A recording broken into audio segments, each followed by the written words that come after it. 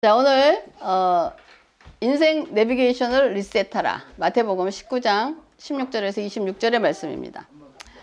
우리가 지난 시간에 우리가 생각하는 선의 기준이 하나님의 선의 기준과 일치하는가에 대해서 말씀을 나눴습니다.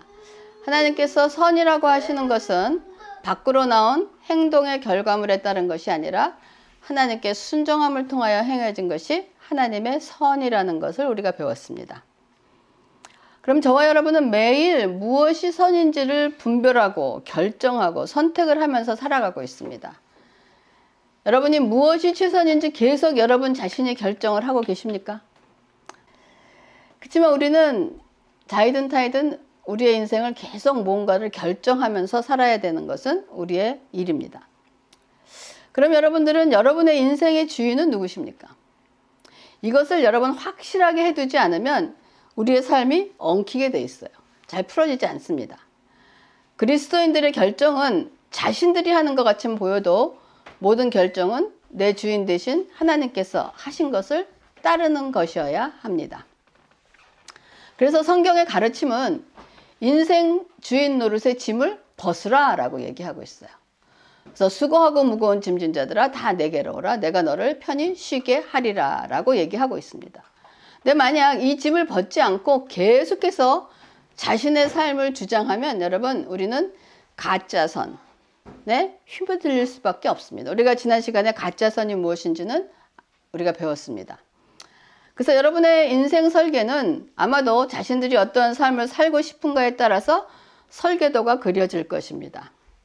근데 여러분들 아직 그 시작 단계이기 때문에 저는 거의 이 나이가 와서 깨달은 것인데 여러분 제가 한 가지 귀중한 팁을 드리겠어요.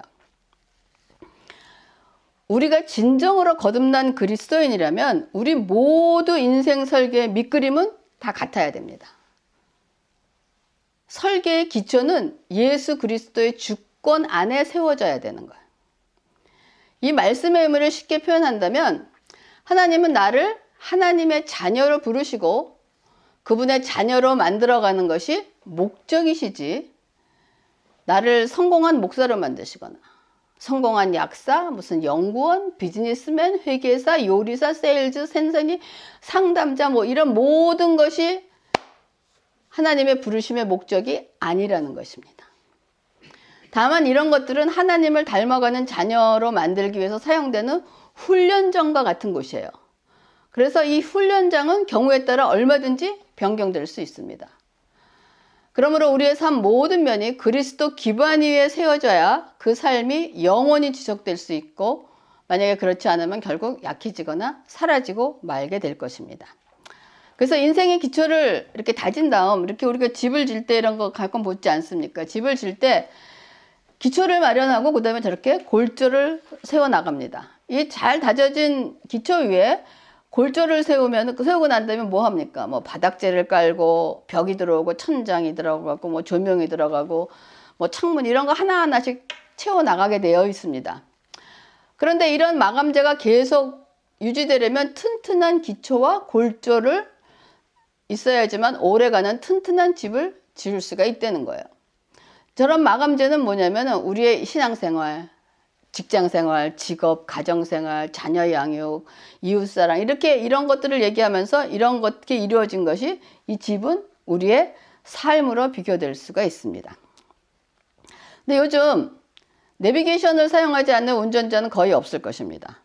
내가 가고자 하는 목적지를 먼저 입력하면 목적지에 도달할 수 있도록 필요할 때마다 방향 지시가 주어집니다.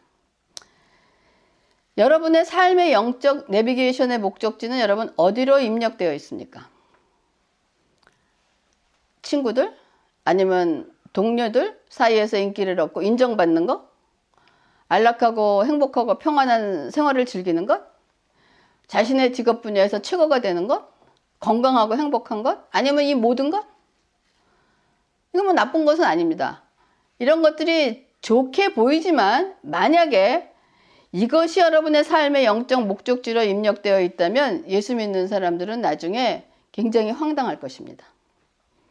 아버지 집에 도착한 줄 알고 내렸더니 엉뚱한 곳에 와 있을 수 있다는 거예요. 우리 인생이 하나님의 손안에 있고 주님을 주인 삼아 살고 있다면 확실히 구분해서 목적지를 정확하게 입력을 해야 됩니다. 여러분, 우리가 갈 곳은 목적지를 먼저 집어넣고 도착하는 거예요. 도착해서 목적지를 넣는 게 아니기 때문에 지금 여러분들이 인생의 목적지의 설정은 굉장히 중요하다는 것입니다. 그래서 성경은 로마서 12장 2절에 믿음의 주요 또 온전하게 하시는 이인 예수를 바라보자 라고 얘기했습니다. 그리고 빌립보서 3장 14절에는 표대를 향하여 그리스도 예수 안에서 하나님의 위에서 부르신 부름의 상을 위하여 달려간다. Let us fix our eyes on Jesus. 여러분, 우리 인생의 내비게이션의 목적지는 예수 그 자체입니다. 여러분, 건강도 아니에요. 행복도 아닙니다. 성공도 아니고 봉사도 아니고 헌신도 아니고 목회도 아닙니다. 저는 지금 이렇게 목회를 하고 있지만 이 목회는 제 인생의 목적지가 아닙니다. 아버지 집으로 가는 여정 가운데 놓여있는 아버지를 이 땅에서 만날 수 있는 어떤 임시 처소 같은 것, 훈련장이라고 말씀드렸던 것처럼 목회 현장에서 예수님을 만나고 배우고 경험하면서 하나님을 더 알아가는 것입니다. 여러분, 지금 여러분의 이 인생의 내비게이션의 목적지를 지금 이 설교를 들으시면서 여러분 재확인할 수 있기를 바랍니다. 만약에 여러분들이 목사님, 저는 주님 안에서 깨끗하고 윤리적이고 선한 사람이 되고 또 건강하고 경제적으로도 안정되고 살고 싶고 선교도 하고 봉사도 하고 여러 가지 일을 하고 싶습니다. 이런 것들이 만약 여러분의 인생의 내비게이션의 목적지로 입력이 되어 있다면 여러분은 아마 오늘 읽은 본문 부자 청년과 같은 그런 위치에 있는 사람들일 것입니다. 그럼 부자 청년의 어떤 위치냐? 주님께서 내가 온전하고자 한다면 내게 한 가지 부족한 것이 있다라고 얘기했어요. 즉, 쉬운 말로 표현하면 부자 청년이 가지고 있는 모든 것은 여러분 하나님 보시기에 적당히 좋은 것들입니다. 여러분 이거 기억하세요. 하나님 보시기에 적당히 좋은 것들이에요.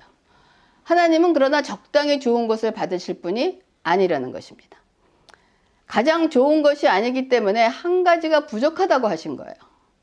부자 청년은 적당히 좋은 일을 주위 사람들에게 베풀기도 하고 아마 자신도 나름대로 경건한 삶을 살면서 주위 사람으로부터 칭찬과 존경을 받았을지 모릅니다. 하지만 예수님은 노노노노. 그러므로 예수님은 부자 청년에게 제일 좋은 것을 선택하도록 제안하십니다. 그것이 마태복음 19장 21절에서 22절입니다. 예수께서 이르시되 내가 온전하고자 할진대 가서 내 소유를 팔아 가난한 자들에게 주라. 그리하면 하늘에서 보화가 내게 있으리라. 그리고 와서 나를 따르라 하시니 그 청년이 재물이 많으므로 이 말씀을 듣고 근심하며 가니라 라고 되어 있습니다. 아마 부자 청년은 예수께 구원에 관한 질문을 한 것으로 보아 신앙인임에 틀림이 없습니다. 그러면 이 청년이 영생을 얻지 못했다고 생각했기 때문에 무슨 선한 일을 해야 영생을 얻을 수 있을까요? 라고 질문했다고 생각하십니까? 아니에요. 이미 자신은 영생을 얻은 사람으로 충분히 합당한 삶을 살고 있으니 이것에 대한 자부심과 칭찬을 듣기 위해서 한 질문입니다. 그래서 아마 예수님께 이런 대답을 받기를 원했을 거예요. 무슨 말씀이세요? 목사인 저도 선생님 앞에서는 부끄러울 정도로 훌륭한 신앙을 가지고 모범이 되시는데 하나님 무척 기뻐하실 것입니다. 라는 얘기를 듣고 싶었을 거예요. 근데 예수님은 네가 온전하고자 하면 가서 내 소유를 팔아 가난한 자들에게 주라. 그리하면 하늘에서 내게 있으리니 그리고 와서 나를 따르라. 이게 얼마나 황당한 대답입니까? 이 사람은 나같이 충분한 사람이 지금 자격 미달이라고 하는 그런 소리를 듣고 있는 거예요. 근데 여기서 내가 가진 것을 팔아서 가난한 자들에게 주라 라고 하는 거면 그럼 부자 청년이 모자란 한 가지가 구제 사업이었을까요? 부자 청년이 구제 사업을 안 했겠습니까? 나름대로 열심히 했을 것입니다. 당연히 했을 것입니다. 그러면 주님의 이 말씀에 숨어있는 의미는 뭐냐는 거예요. 내가 가진 거 팔아서 가난한 자에게 주라. 이거는 쉽게 말하면 내가 가진 거 있는 것 중에서 얼마 떼어가고 가난한 사람 도와준 것 같고 내 앞에 와서 명함 내밀지 말라는 거야. 정말 네가 영생을 얻기 위해 무엇을 더 하고 싶은지 알고 싶니? 라고 물어보는 거야. 그러면 네가 가진 거 다 팔아서 가난한 자들에게 주고 나를 따르라. 네가 선한 선생이라고 부른 나의 대답이 바로 이것이다 라고 얘기하는 거야. 만약 부자 청년이 영생에 대해서 가장 소망하고 열망하고 그걸 제일 우선적으로 생각했다면 성경에 비유된 것처럼 밭에서 어떤 사람이 보물을 발견한 사람이 전 재산을 다 팔고 그 밭을 샀던 것처럼 아마 그 얘기를 들으면 근심 대신 정말 그거군요 라고 기뻐 뛰며 돌아갔을 것입니다. 그런데 이 부자 청년의 반응은 그 청년이 재물이 많음으로 이 말씀을 듣고 근심하며 가니라 라고 되어 있습니다. 왜 근심했을까요? 예수님의 말씀에 순종할 수 없었기 때문입니다. 여러분이 부자 청년이라면 이 청년의 근심은 무엇이었을까요? 왜 근심했을까요? 제가 생각할 땐 그거예요. 다 팔고 오라 그러니까 이거 다 팔면 나 어떻게 거지 되고 털털이 되는데, 나 집도 없어지는데 뭘 먹고 살아? 내 자동차 유지는 어떻게 해? 이건 죽어야 되는데 내 사회생활은 어떻게 해? 이거 뭐 하라는 거야? 아마 이런 걱정을 하셨을 겁니다. 그러나 여러분이 기억해둬야 될 게 있어요. 하나님께서 저와 여러분에게 뭔가를 요구하실 때 그 요구하시는 내용이 무엇이든지 하나님께서 내가 가지고 있는 그 무엇이 필요하기 때문이 아니라는 것을 여러분 먼저 인지하시기 바랍니다. 정말 하나님이 그걸 필요해서 나를 보고 달라 그러는 것이 아니라는 거예요. 우리가 가지고 있는 모든 것은 하나님 앞에 내놓을 만한 가치나 능력이 있는 것은 하나도 없습니다. 그렇기 때문에 예수님은 부자 청년의 재산이 필요하신 것이 아니라 영생을 살고자 하는 사람은 두 주인을 섬기면서 살 수 없다는 것을 알려주시기 위한 것이었습니다. 그래서 부자 청년의 영적 내비게이션의 목적지는 영생이 아니라 재물이었던 것입니다. 그럼에도 불구하고 이 부자 청년은 자기가 마치 영생을 받은 사람처럼 착각하고 살고 있다는 것입니다. 그러자 근심하고 돌아서는 청년을 보시고 예수께서 말씀하시기를 마태복음 19장 23절에서 24절. 예수께서 제자들에게 이르시되 내가 진실로 너희에게 이르노니 부자는 천국에 들어가기가 어려우니라. 다시 너희에게 말하노니 낙타가 바늘귀로 들어가는 것이 부자가 하나님 나라에 들어가는 것보다 쉬우니라 하시니라. 여러분, 부자는 천국에 들어가기 어려운 이유가 뭘까요? 내비게이션의 목적지가 다르게 입력되어 있기 때문입니다. 간단해요. 당연히 천국에 도착할 수가 없습니다. 그러면 부자는 다 천국에 못 갑니까? 부자라도 내비게이션의 목적지가 올바르게 입력이 되면 어떻게 되겠습니까? 19장 26절. 예수께서 그들을 보시며 이르시되 사람으로서는 할 수 없으나 하나님으로서는 다 하실 수 있다라고 얘기하고 있습니다. 목적지가 하나님으로 입력되어 있다는 의미는 하나님이 다 하실 수 있다는 거예요. 이거가 무슨 뜻이냐면 여러분, 목적지가 하나님으로 입력되어 있다. 그러면 여러분 지금 이거 막 두려우십니까? 내가 그걸 어떻게 할 수 있나? 이건 뭐냐면 예를 들면 여러분 성공했습니까? 여러분 성공 다 했어요. 감사한 일입니다. 그러나 여러분 그 성공을 주목하시지 말라는 거예요. 성공을 이루게 하신 하나님을 바라보라는 이것이 하나님의 대원칙입니다. 이건 제가 여러분에게 말하고 수수히 말하고 또 말했던 일입니다. 눈에 보이는 것, 성공이든 실패든 그 자체는 사라지는 것이에요. 여러분 성공 가지고 하나님 앞에 가겠습니까? 여러분이 실패한 거 가지고 하나님 앞에 가겠습니다? 아닌 거라는 거예요. 그렇기 때문에 성공이나 실패나 여러분의 가진 걸 바라보지 말고 그거를 주관하시는 하나님을 바라보는 것이 우리의 인생의 목적지가 하나님으로 내비게이션이 입력되었다는 뜻입니다. 이것이 신앙의 기초가 되어야 성공을 해도 여러분 교만해지지 않을 수 있고 혹 실패를 하더라도 실망하지 않을 수 있기 때문에 모든 일에 감사할 수 있는 사람이 되는 거예요. 그러면 이 부자 청년보다 더 많은 것을 가졌어도 천국에 간 부자가 성경에 있습니다. 신약에는 요 사건이 나오고 난 다음에 이제 삭개오가 나오면서 부자였던 삭개오가 천국 가는 얘기가 나오고 있습니다. 그러면 구약에 등장하는 이 부자 청년보다 더 많은 것 가졌는데 천국 간 사람이 있다 그러면 혹시 누가 있을 수 있을 것 같아요? 그 당시 세상에서 가장 강대국이었던 애굽의 왕자로 자랐던 모세입니다. 모세는 돈이나 음식이나 옷이나 물질적 소유나 교육에서 부족함이 없이 아마 부자 청년보다 훨씬 더 많은 것을 가졌고 그 지위 또한 다른 사람들이 탐낼 만한 위치로서 모든 것을 다 가진 사람이었을 거예요. 아마 모세의 일상을 지금 시대에 비해 상상해보면 어떻게 할까요? 세계적인 패션 디자이너의 옷을 자기 것만 만들어서 아마 입을 수 있고, 무제한 크레딧 카드로 무제한 쇼핑할 수도 있고, 뭐 자동차 이렇게 뭐 해놓고 기다리지 않아도 그냥 금방 나올 수 있을 것 같아요. 뭐 자가 운전하겠어요? 항상 대기 운전자가 있고, 모든 일에 수행원이 있고, 하인이 있고, 뭐 요리사도 있고, 어떨 때는 군대를 이끌 수도 있고, 건물을 설계, 건축, 파티, 뭐 최고의 신랑감으로 모든 여자들의 로망이 될 수 있을 것입니다. 또 모세가 가난한 사람을 도우려고 한다고 뭐 어느 정도 도울 수 있겠어요. 이러한 모세의 삶은 대부분의 사람들이 원하는, 어떻게 보면 유토피아 같은 삶이 아닐까 하는 그런 생각을 합니다. 그러나 모세의 영적 삶의 내비의 목적지는 이것이 아니었다는 거예요. 히브리서 11장 24절에서 26절. 믿음으로 모세는 장성하여 바로의 공주의 아들이라 칭함을 받기를 거절하고 도리어 하나님의 백성과 함께 고난받기를 잠시 죄악의 낙을 누리는 것보다 더 소중하고 더 좋아하고 그리스도를 위하여 받는 수모를 애굽의 모든 부호보다 더 큰 재물로 여겼으니 이는 상 주심을 바라봄이라. 모세는 세상 사람들이 바라는 유토피아 같은 것들을 버렸습니다. 왜 버렸을까요? 어떻게 포기할 수 있었을까요? 아니, 왕궁에서 살면서도, 이런 삶을 살면서도 얼마든지 교회 나갈 수 있지 않습니까? 그러나 모세는 그의 영적 내비게이션이 현재 이곳은 잘못되어 있다고 지금 얘기하는 거야. 내비가 여기가 아니라는 거야. 그럼 모세가 바랐던 것은 무엇이었을까요?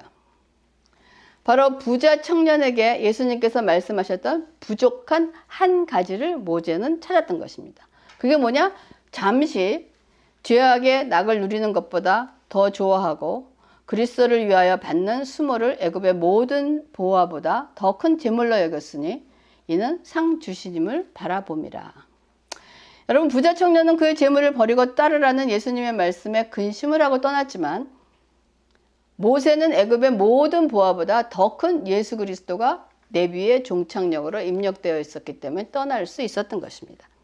그러나 여러분, 모세의 영적 내비의 목적지는 정확히 입력이 되어 있지만 그의 인생에선 어떨 때는 마치 시그널을 잃어버린 것처럼 계속 광야에서 그 내비게이션은 모세를 뱅뱅 돌리고 있었습니다.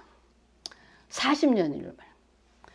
그러니까 시그널을 잃은 것 같은 시간이 여러분 누구에게나 있다는 것을 여러분 기억하시기 바랍니다. 여러분의 목적지가 올바르게 입력이 되어 있어도 시그널을 잊어버리고 뱅뱅뱅뱅 돌 때가 있다는 것입니다. 그러던 어느 날 시그널이 잡히면서 호렙으로 모세를 인도하고 모세는 하나님을 만났습니다. 모세는 인생의 적당히 좋은 것과는 비교될 수 없는 하나님의 임재를 체험하고 하나님과의 동행의 삶이 무엇인가를 알게 되었던 것입니다. 또 그럼에도 불구하고 이스라엘 백성들을 출애굽한 후에 모세가 겪었던 또 다른 40년의 광야 생활도 아주 열악한 상황이었습니다. 여기서 또다시 내비가 시그널을 잃어버린 것처럼 되어 있습니다. 그러나 이렇게 마치 내비가 시그널을 잃어버린 것 같은 이런 열악한 상황에서도 모세는 가장 좋은 선택이 무엇인지를 알았기 때문에 가나안 땅으로 들어가기 힘들고 어려웠던 그 미션에도 불구하고 분별하여 가장 좋은 곳을 선택할 수 있었습니다. 또 모세의 삶 속에서 멋진 선택을 했던 사건을 다시 하나 소개하겠습니다. 모세가 애굽의 모든 것을 버리고 선택했던 것처럼 또 다른 멋진 선택이 있었는데, 우리가 잘 아는 금송아지 사건으로 인해서 하나님께서 이스라엘 백성에게 굉장히 화가 나셔갖고 모세에게 하신 말씀이 있습니다. 출애굽기 33장 1절에서 3절. 여호와께서 모세에게 이르시되 너는 내가 애굽 땅에서 인도하여 낸 백성과 함께 여기를 떠나서 내가 아브라함과 이삭과 야곱에게 맹세하여 내 자손에게 주기로 한 그 땅으로 올라가라. 내가 사자를 너보다 앞서 보내며 가나안 사람과 아모리 사람과 헷 사람과 브리스 사람과 히윗 사람과 여부스 사람을 쫓아내고 너희를 적과 꿀이 흐르는 땅에 이르게 하려니와 나는 너희와 함께 올라가지 아니하리라. 너희는 목이 곧은 백성인즉 내가 길에서 너희를 진멸할까 염려함이라 하시니라. 자, 하나님께서 모세에게 이스라엘 백성들을 약속의 땅으로 데리고 가라. 그리고 강하고 뛰어난 사자들을 그들과 안내하고 보호해 줄 것이고 모든 적을 쫓아내고 적과 거리에 흐르는 땅에 도착하게 해주겠다라고 말씀하십니다. 가라는 거예요. 그러나 나는 너희와 함께 가지 않겠다는 것이 하나의 조건이었습니다. 그러니까 백성을 가나안 땅으로 인도하는 것은 하나님의 언약이고 그 힘들고 어려운 광야를 벗어나 꿀과 젖이 흐르는 가나안 땅으로 가는 것은 받아들일 만한 좋은 일입니다. 아, 이제 고생 끝이다. 이제 저 지긋지긋한 저 이스라엘 백성 저거 이제 다 관하고 다 하고 이제 내 미션도 다 끝났다 라고 생각을 했을 것입니다. 그러나 모세는 뭐라고 대답했냐? 33장 15절에 모세가 여호와께 아뢰되 주께서 친히 가시지 아니하시려거든 우리를 이곳에 올려보내지 마시옵소서. 이곳이 어디입니까? 결핍이 많고 시련이 있고 스트레스와 고난의 장소인 광야에 그냥 남아있겠다는 거예요. 이거 보통 사람이 들으면 이상하고 이해가 가는 대답이 아닙니다. 그러나 모세의 대답의 이 본질적인 내용은 뭐냐면 제가 주님의 임재와 주님과 동행하는 거와 주님의 축복 중에서 선택을 해야 한다면 좋은 환경에서 누리는 주님의 축복보단 결핍과 고난의 장소일지라도 주님과 동행하는 주님의 임재를 택하겠습니다가 모세의 대답인 것입니다. 여러분, 모세는 어떻게 이렇게 담대하고 무모한 대답을 할 수 있을까요? 이거는 모세가 하나님의 신실하심을 굳게 믿는 신앙에서 나온 것입니다. 모세는 약속의 땅에 들어가는 일이 조금 지연되더라도 하나님께서는 반드시 약속을 지키시는 분이라는 것을 믿고 결국은 이스라엘 백성들을 가나안 땅에 인도하시려는 것을 믿었습니다. 저는 이 모세하고 비교하면은 뭐 비교도 안 되지만 제가 모세를 이해할 수 있는 것은 우리가 거의 한 13, 14년 목회를 하면서 힘들고 어려울 때가 있으니까 아, 이건 그만하라는 사인인가? 이제 좀 힘들고 어렵다라는 사인이 있었지만은 하나님이 이 교회를 시작하게 하실 때 우리가 한 것이 아무것도 없었어요. 진짜로. 진짜 김 목사님이 기타 하나 가지고 들어간 것이 새담교회의 시작이었습니다. 그래서 제가 힘들고 어려울 때 그때를 돌아봅니다. 하나님이 그렇게 약속하신 교회이면 내 생각이 힘들고 어렵다 그래서 이것이 접어질 것이 아니라는 그런 확신이 오는 거예요. 그렇기 때문에 그 일을 견뎌내고 나갈 수 있는 것입니다. 이게 아마 모세가 가졌던 마음이 이런 것이 아닐까 하는 그런 생각이 듭니다. 만약 모세의 영적 내비게이션이 바르게 설정되어 있지 않았다면 이런 상황에서 다른 선택을 할 수 있었을 거예요. 네, 그럼 하나님 제가 데리고 올라가겠습니다 라고 할 수 있었을지도 모릅니다. 그러므로 우리는 우리의 유익, 나가 좋은 것을 영적 내비의 목적지로 삼으면 여러분 경로 이탈하게 됩니다. 잊지 마시기 바랍니다. 여러분, 모세가 애굽에서 이스라엘 백성을 인도해낼 때 어떤 목적지를 향하고 있었습니까? 가나안이죠, 그렇죠? 근데 모세가 너 어디 가겠냐고 물어보면은 가나안으로 간다고 얘기한 적이 있는가 여러분 기억하십니까? 바로에게 이스라엘 백성을 어디로 갈 것인가를 말할 때 모세는 약속의 땅을 언급하진 않았어요. 항상 모세의 내비게이션의 목적지는 하나님을 예배하는 것이었어요. 그래서 그 예배를 위한 곳으로 모세는 예배와 광야를 연결지어서 이스라엘 백성들이 하나님을 예배할 것이라고 대답했습니다. 모세가 Let my people go. 가게 해달라. 그러면서 내가 광야로 나가 우리 백성들이 하나님을 예배할 것이라고 얘기했지 가나안 땅, 약속의 땅에 가기 위해서 우리를 도와달라는 얘기를 하지 않았다는 것입니다. 그래서 내비게이션의 목적지는 하나님을 예배하는 것이었어요. 그래서 그 예배를 위한 곳이 약속의 땅인 가나안입니다. 하나님을 예배하기 위하여 가나안 땅이 필요한 거예요.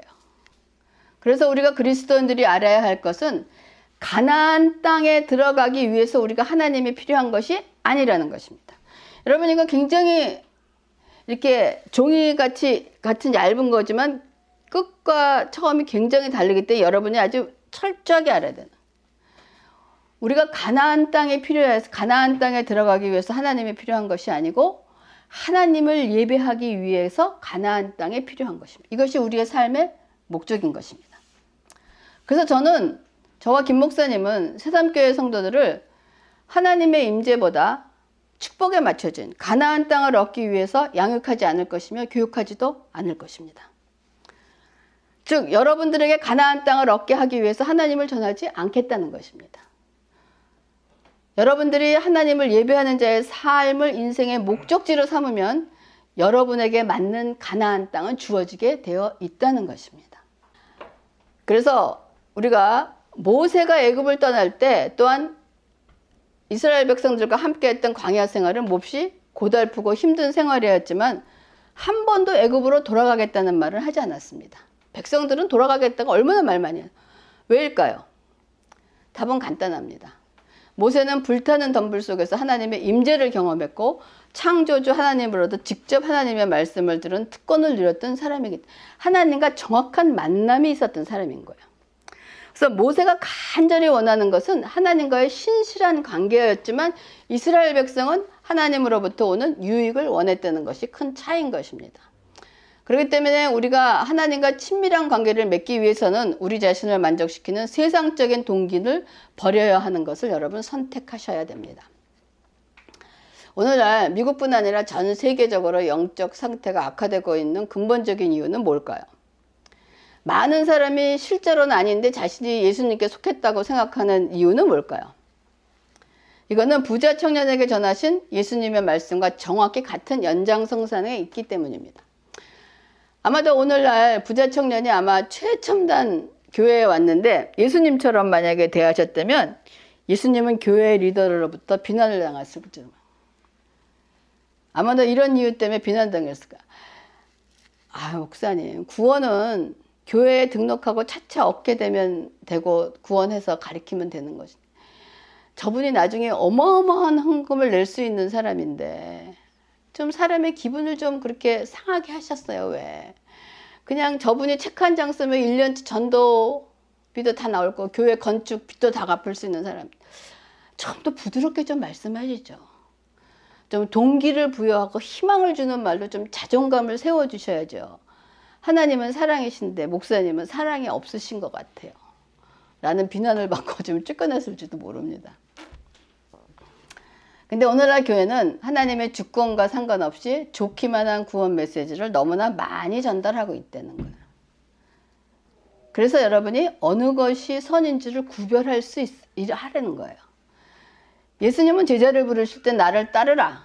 나를 따르면 너희에게 복과 평화와 번영과 더 나은 삶을 주겠다고 하지 않고 그냥 나를 따르라 하셨습니다. 그래서 오늘 찬송 부르잖아요. 초막이나 궁궐이나 그 어디나 하늘나라. 궁궐만 따라가는 것이 아니라는 것입니다.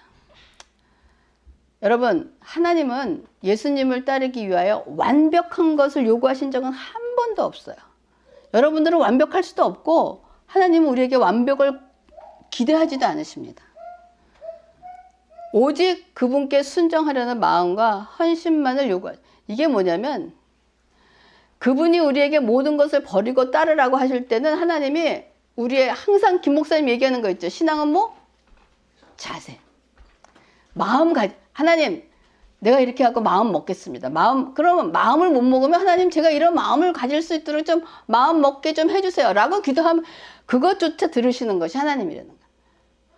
여러분, 우리를 완벽한 거를 요구하시는 적이 한 번도 없어요. 그렇기 때문에 여러분, 마음과 그 자세를 취하는 것이라는 걸 여러분 잊지 마시기 바랍니다. 한 가지 부족한 것이 있다. 주님이 오늘 말씀하셨어요. 그것은 우리가 예수님의 주권으로 다시 돌아가야 된다는 것입니다. 적당히 좋은 시장성이 농후한 구원의 메시지를 버리고 생명나무 성경의 구원 메시지로 돌아가야 된다는 것입니다. 그래야 건강한 기반을 갖고 하나님께서 주시는 최선의 것을 선택할 수 있게 될 것입니다. 여러분, 지금 이 순간 여러분의 영적 내비를 점검하시거나 혹시 잘못된 것이 있으면 리셋하시기 바랍니다. 아직도 시간은 충분합니다. 말씀 마치겠습니다. 하나님 감사를 드립니다. 오늘 저희들에게 주시는 아버지 우리의 삶의 영적 내비게이션을 리셋하기를 원합니다.